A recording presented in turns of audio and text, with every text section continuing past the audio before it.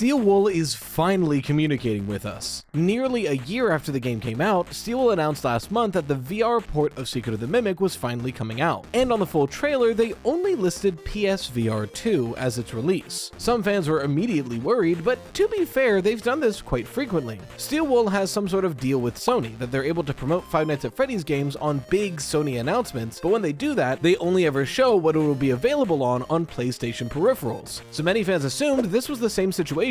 It'll come out on PC and PSVR 2 at the same time. Not to mention the first teaser displayed PC VR and PSVR 2 in a hidden section of the trailer. But then on Tuesday, the game came out to only PSVR 2, something that was announced on release. Many live streamers just had to end their streams because not many people own the PSVR 2. Not only is it a $500 VR headset, but you need a PS5 in order to play it. Many fans, myself included, were a bit fed up. Not necessarily at the delayed release for PC, that's understandable, but because of the lack of communication. They never once specified that it wasn't coming out on PC VR, and in fact had some teasers that implied it would, instead opting to only mention PSVR 2 and I guess hope people would figure it out. On top of all this, the PSVR 2 port is a buggy mess. It looks visually distinct from the trailers we've seen and has a lot of glaring issues. But there is a positive to all this. Steelwool just came out with a rather long tweet that I'll link in the comments, apologizing for the lack of communication and explaining that because the PSVR 2 port was so buggy on launch, they're going to take 2 weeks to make a major patch to fix it, and they're delaying the PC VR release until that patch is done, essentially opting to hold the PC VR port until the patch is complete so it can launch in the best state it can be. And this is perfect. We're getting the PC VR port sooner than many of us initially expected, and hopefully a much better port at that. But honestly, the biggest relief is that